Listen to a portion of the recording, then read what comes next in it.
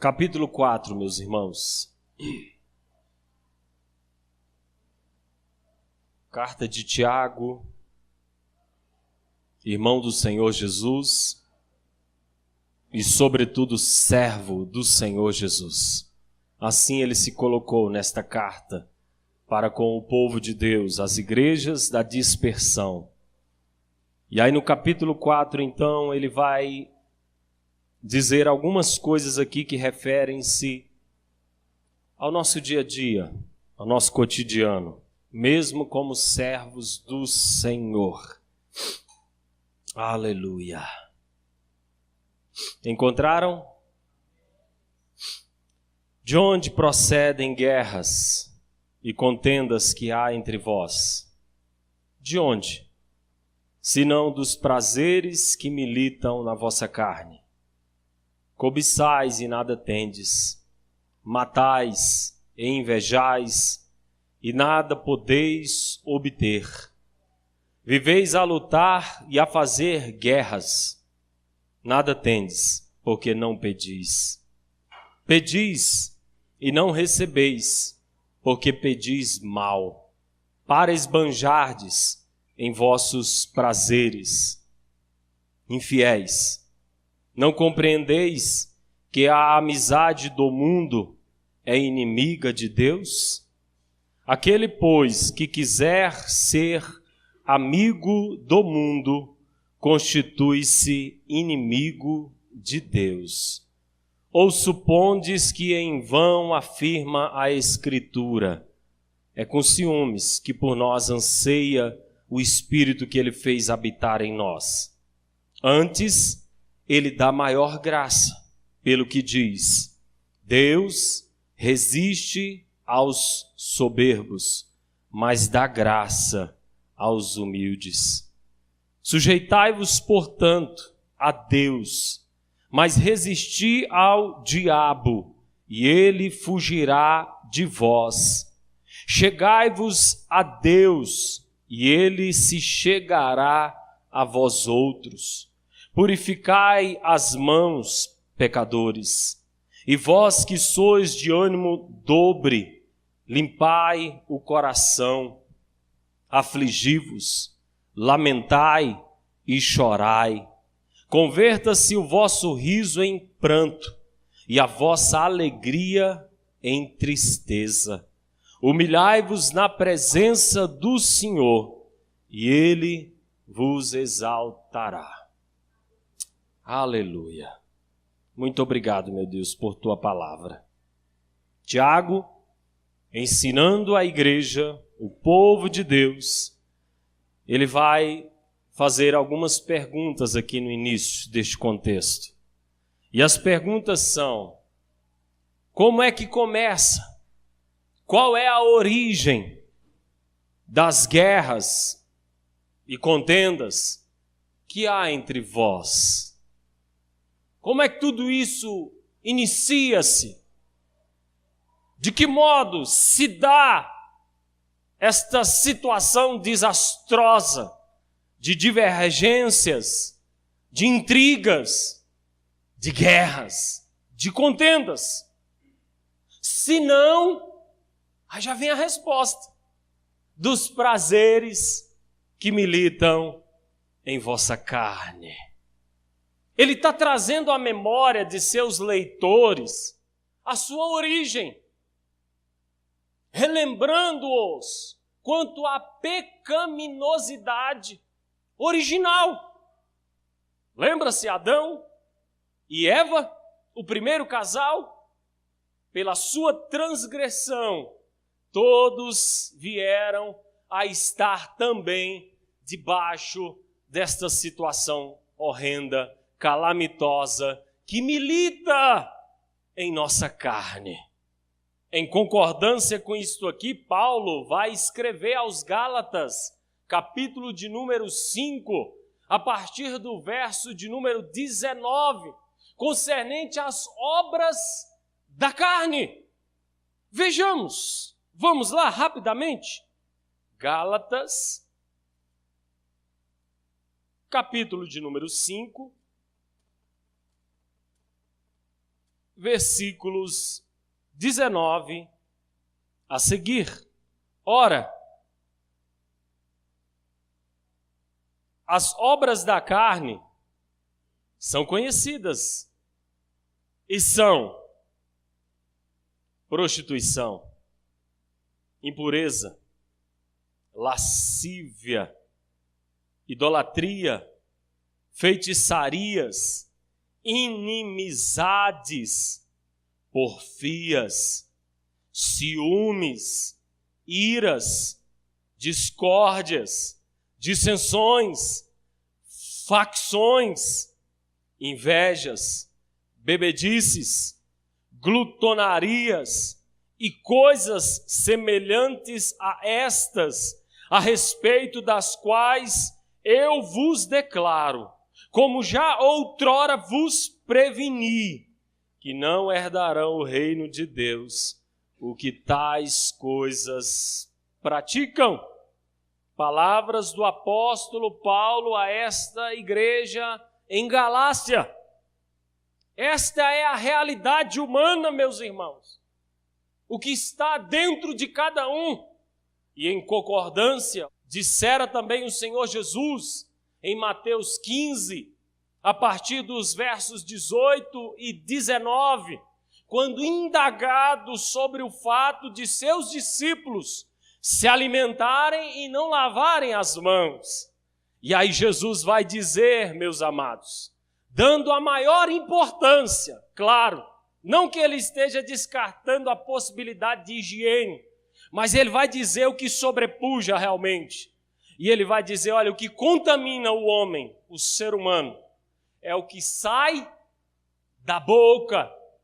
Porque tudo isto que sai da boca, a saber, as pronúncias, as palavras, as intenções, vem na sua origem de onde? Do interior ou do coração. Ele diz, é lá que está os assassinatos, os adultérios, os roubos, as maldades diversas praticadas pelo ser humano. Em concordância também, Jeremias 17, verso 9, nos diz o quê? Que enganoso é o coração, desesperadamente corrupto. Assim é o ser humano desde a queda, desde a pecaminosidade do primeiro casal. E, portanto, o Tiago está dizendo aqui com propriedade que a origem das guerras, das contendas, é exatamente os prazeres que militam na nossa carne. São essas malignidades que se evidenciam no nosso dia a dia, no nosso cotidiano. Daí, meus amados, os conflitos, as divergências, sejam no âmbito familiar, marido e mulher, pais e filhos e vice-versa, irmãos e irmãos, como houvera na antiguidade Caim e Abel. Diz a Escritura que o Caim, movido por inveja, ciúmes e ira, matou o irmão Abel. Pecaminosidade que está no ser humano e foi ali expressa, evidenciada. Ah, meus queridos, como a gente precisa da graça do Senhor. Como a gente precisa deste Deus gracioso sobre nós, para que tenhamos domínio, para que tenhamos equilíbrio, para que vivamos realmente da melhor forma, a forma que cultue e glorifique ao Todo-Poderoso.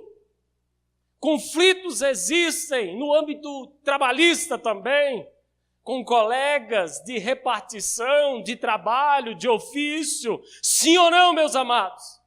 Conflitos existem também na vizinhança, onde residimos, onde podemos estar. Sim ou não, meus irmãos? Porque isso está no ser humano, infelizmente, por causa desta causa ou por causa deste processo que evidenciou-se em Adão e Eva e passou-se para todos. Então, como a gente precisa da graça do Senhor. E aqui especificamente, conflitos ou contendas, guerras ocorrem também no meio do povo de Deus. Daí estas expressões, irmão intrigado com irmão, um divergindo do outro, e muitas vezes a vaidade sobrepujando o ciúme, a ira. É ou não é, meus amados? Todas estas coisas, amados, estamos sujeitos a vivenciar, todas.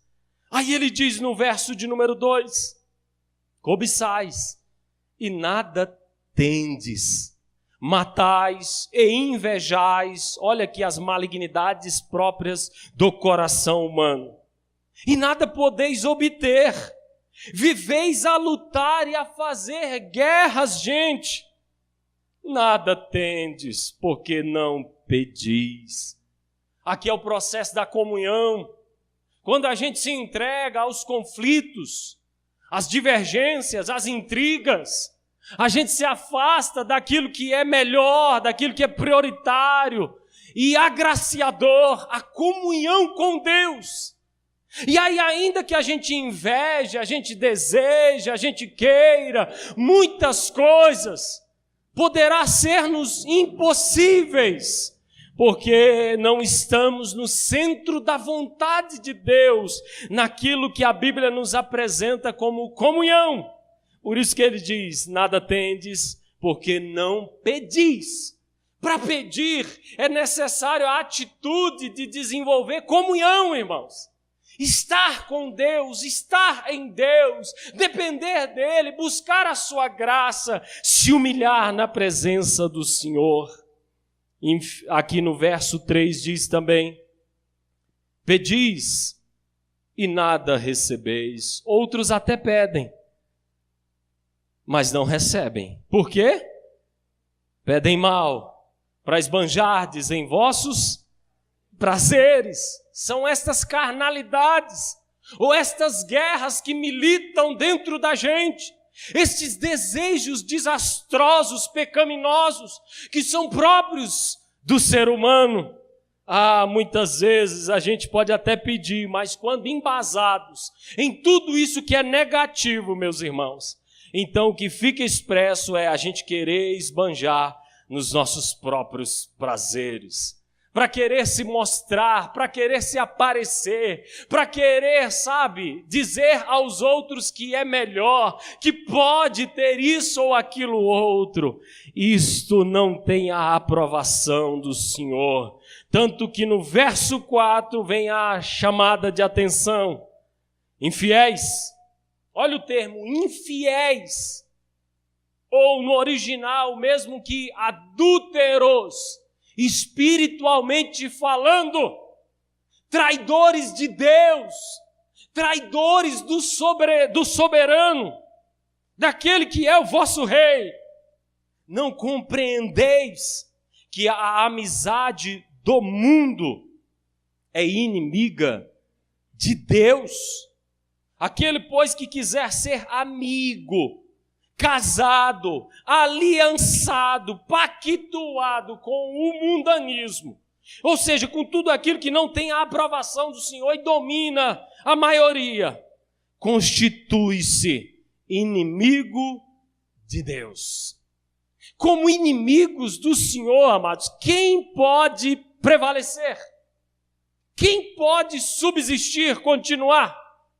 Misericórdia! Que sejamos amigos de Deus pela fé em nosso Senhor Jesus. Ou supondes que em vão afirma a Escritura. Isso aqui não é um verso específico do Antigo Testamento, viu, irmãos? Mas o contexto das Escrituras antigas. Neste contexto, a gente percebe isso, por exemplo, lá em Êxodo, como também em Deuteronômio, Deus chamando a atenção do seu povo. E quando este povo, obviamente, pecava, desagradava o Senhor, algumas vezes a sua ira se acendia, demonstrando com isso o quê, irmãos? Zelo, cuidado de Deus, ciúmes do Senhor pela sua gente, pela sua noiva, pelo seu povo, irmãos. Daí esta expressão, é com ciúme que por nós anseia o Espírito que Ele fez habitar em nós. Olha que coisa gloriosa, amados, olha que coisa tremenda. Não é com ciúmes que o Espírito Santo anseia por nós? Qual é a vontade do Espírito, meus amados? Que estejamos na comunhão com Deus, que estejamos debaixo do seu amor, e estando neste amor, não daremos lugar aos conflitos que podem surgir no âmbito familiar, no âmbito trabalhista, na vizinhança, onde quer que estejamos, inclusive na igreja ou no meio do povo de Deus. Diz o verso 6, antes, ele dá maior graça pelo que diz: Deus resiste aos soberbos, mas dá graça aos humildes. Os soberbos são aqueles que, estando no erro, estando na falha, estando na promoção dos conflitos, das guerras, das intrigas, das confusões, não reconhecem. E não reconhecendo, obviamente, acham que são os donos da verdade.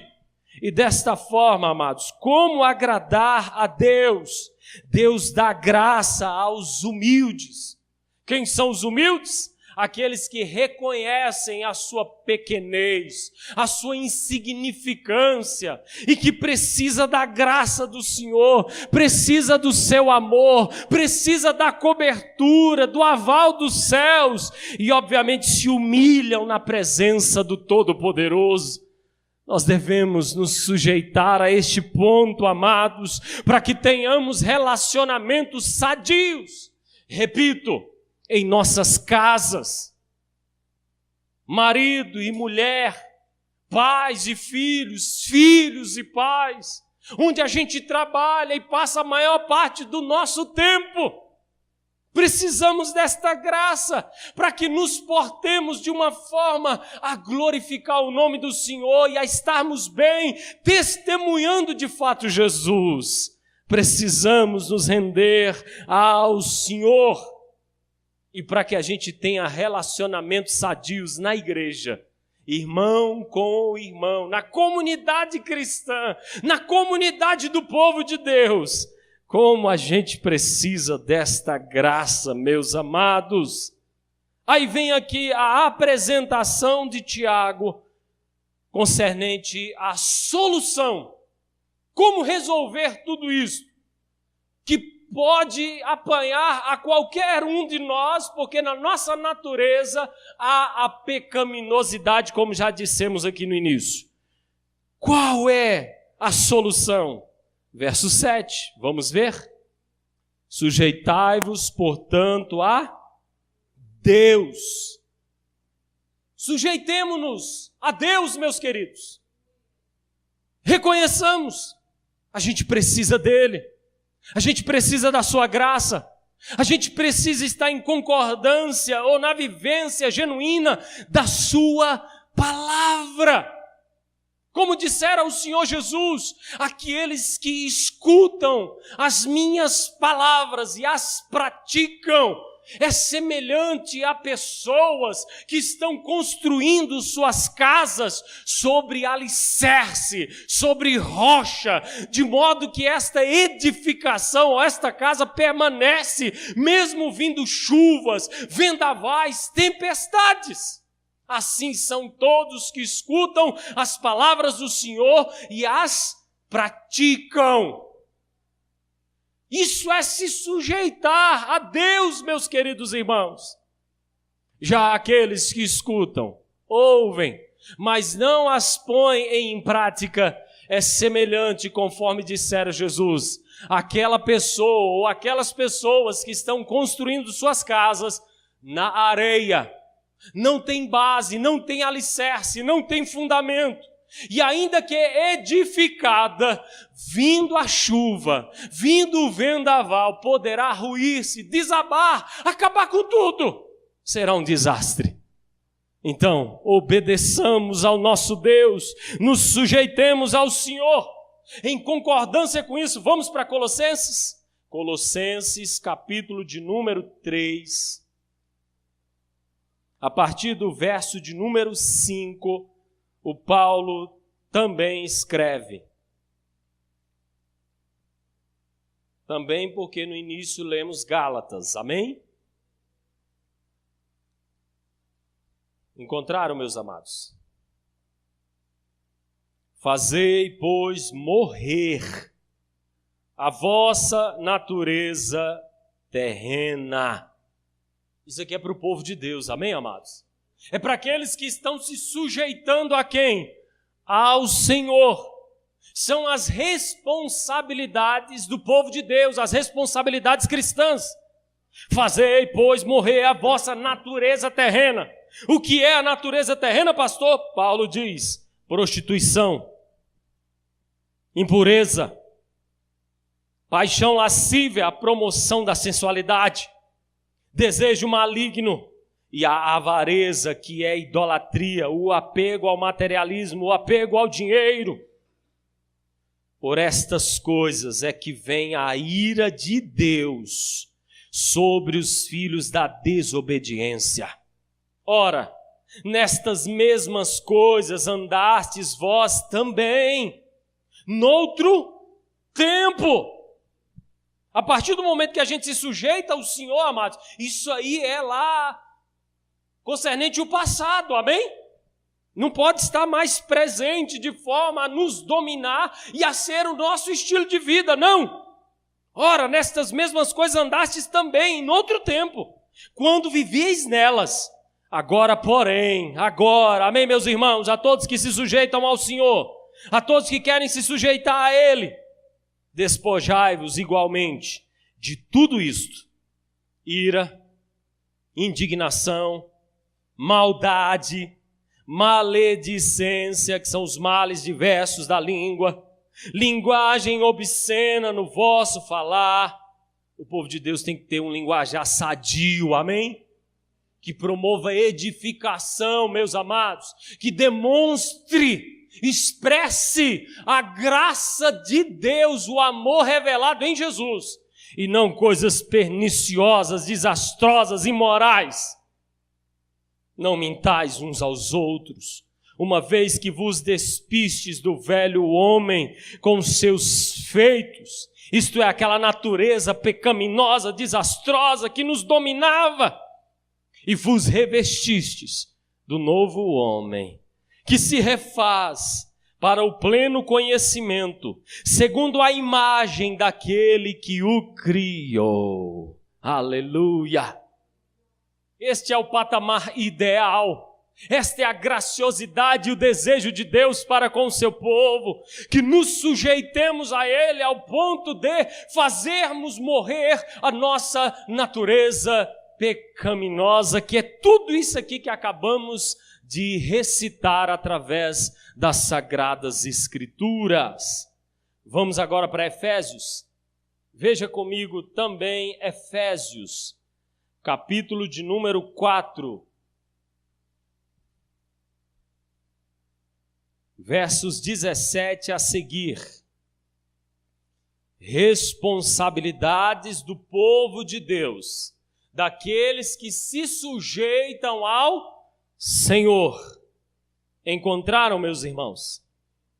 Isto, portanto, digo, e no Senhor testifico, que não mais andeis, vou repetir, não mais andeis, como também andam os gentios, a saber, os demais povos que ainda não conhecem o Senhor, tratando-se, claro, de Israel na sua origem, né, amados? Então todos que são gentios, todos que não conhecem ainda ao Senhor, na vaidade dos seus próprios pensamentos, isto é, as intenções do coração, que como dissera Jesus, e já dissemos aqui, Mateus 15, a partir do 18 e 19, os adultérios, os assassinatos, os roubos que estão dentro de cada um no âmbito da pecaminosidade. Então, meus queridos, isto é próprio de uma vida que está ainda fora do plano da salvação, ou fora do caminho da salvação, na vaidade dos seus próprios pensamentos, obscurecidos de entendimento, alheios à vida de Deus, por causa da ignorância em que vivem, pela dureza do seu coração, que como diz Jeremias 17:9, é enganoso e desesperadamente corrupto, os quais, tendo se tornado insensíveis, se entregaram à dissolução, para com a avidez, isso é um desejo forte, veemente, cometerem toda sorte de impureza. Olha aí, amados, os males da carnalidade, da pecaminosidade no coração do ser humano. Mas não foi assim que aprendestes a Cristo, ou não foi assim que a gente aprendeu com Jesus, meus irmãos. Não é deste modo distorcido, calamitoso, não. Sujeitando-se a Ele, a gente aprende o que é glorioso, verdadeiro e em amor. Se é que de fato, 21, o tendes ouvido e nele fostes instruídos, segundo é a verdade em Jesus, no sentido de que, quanto ao trato passado, vos despojeis do velho homem, que se corrompe segundo as suas concupiscências ou seus desejos desenfreados, do engano, e vos renoveis no espírito do vosso entendimento, e vos revistais do novo homem. Esse novo homem é segundo Jesus, meus amados, criado segundo Deus, em justiça e retidão procedentes da verdade. Olham aí as soluções dadas pelo nosso Deus, através dos seus servos, para que tenhamos uma vida agraciadora, uma vida edificante, uma vida abençoada, meus irmãos. E tratando-se do que falamos no início, para que não haja entre nós conflitos, guerras, divergências, das quais venham nos escravizar, nos prender nos engodos do pecado. Volta para Tiago.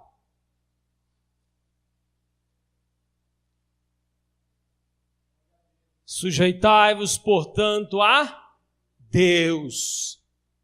Resisti a quem? Ao diabo.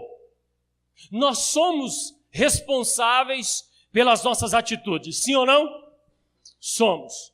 Todas as vezes que nós erramos, pecamos, desagradamos a Deus e cultivamos as desordens ou guerras, conflitos, divergências, nós somos os culpados, nós somos os responsáveis. Contudo, meus amados, nós temos também um inimigo, um adversário. Quem é? Satanás. E qual é o papel dele? Sugestionar-nos, sugestionar coisas na nossa mente, no nosso coração, dependendo, claro, do contexto, a fim de que cultivemos estas malignidades que nascem dentro da gente. Então, tratando-se disso, qual é a sugestão, a solução dada por Tiago? Resista ao diabo, às suas sugestões, as coisas que ele apresenta, as coisas que ele lança muitas vezes à mente e ao coração do ser humano. Resistam Isso é papel de um crente em Jesus, amados. Resistir ao mal, resistir aos contra-ataques das trevas.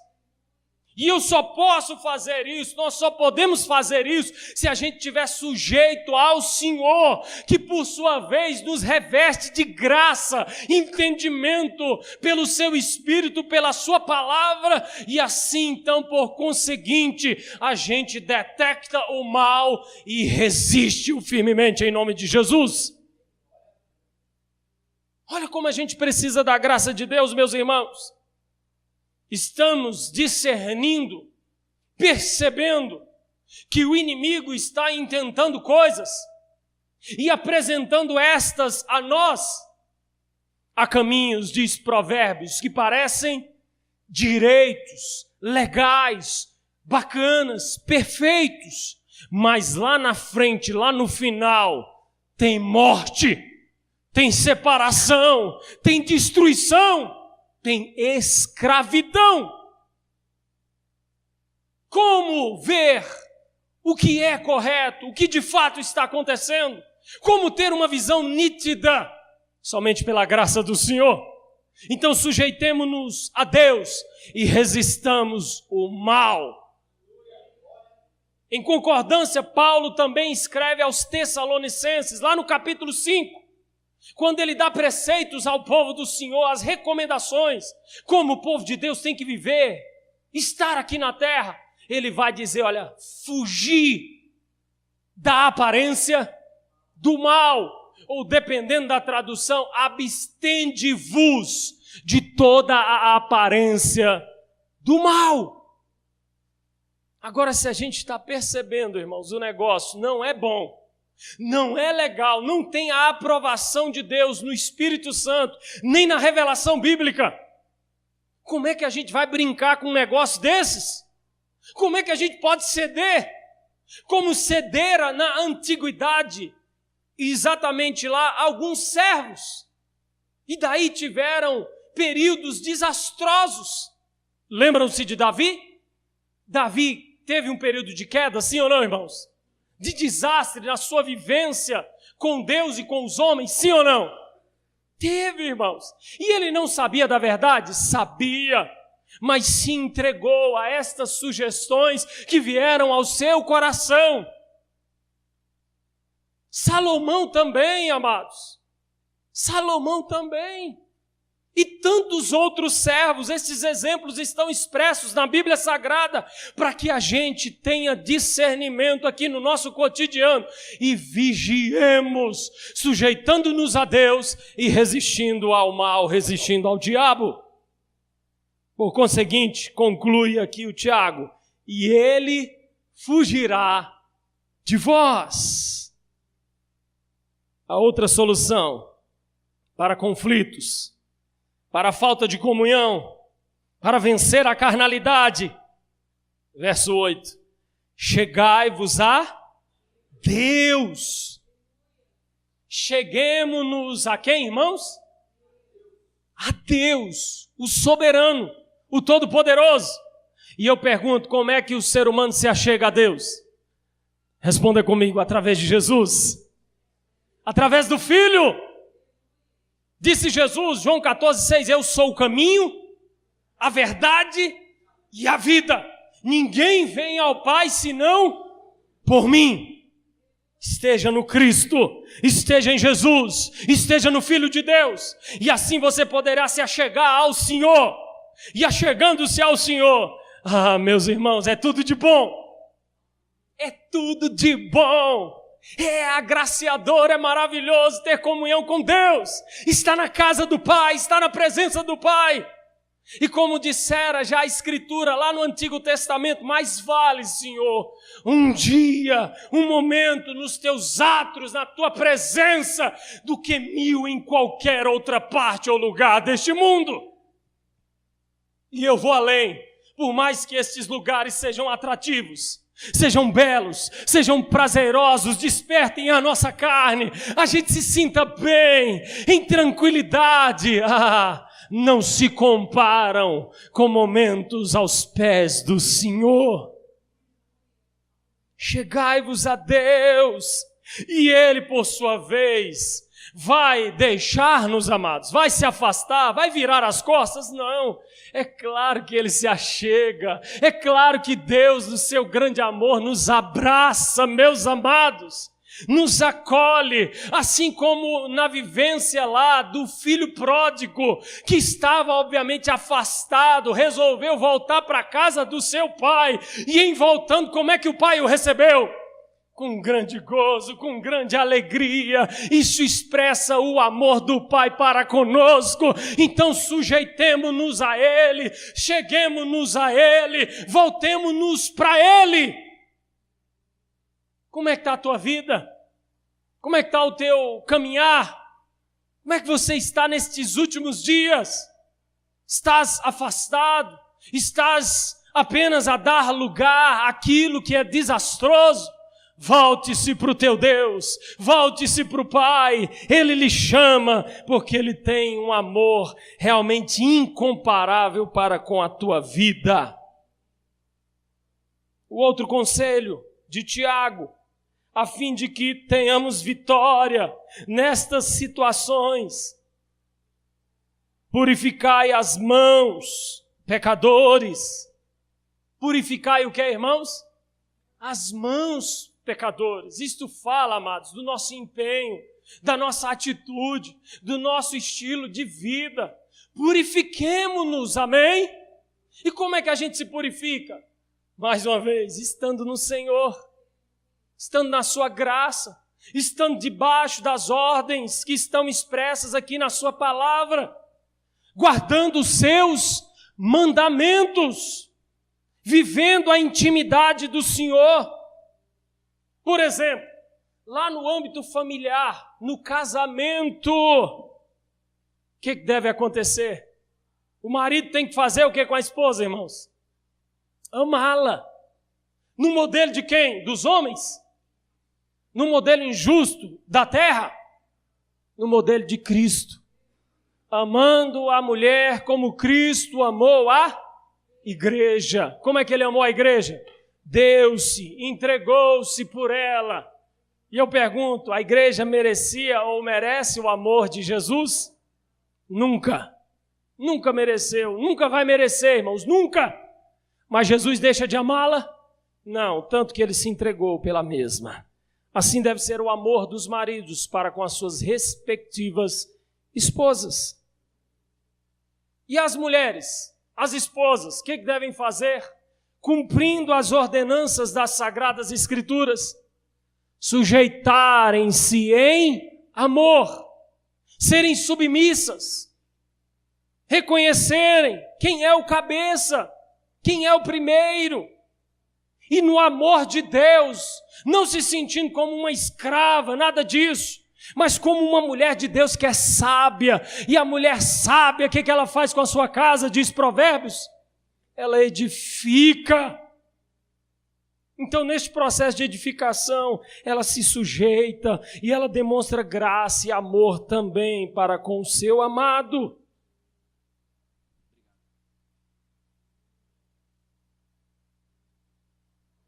Glória a Deus. Então, meus amados, nos purifiquemos. E vós que sois de ânimo dobre, limpai o coração.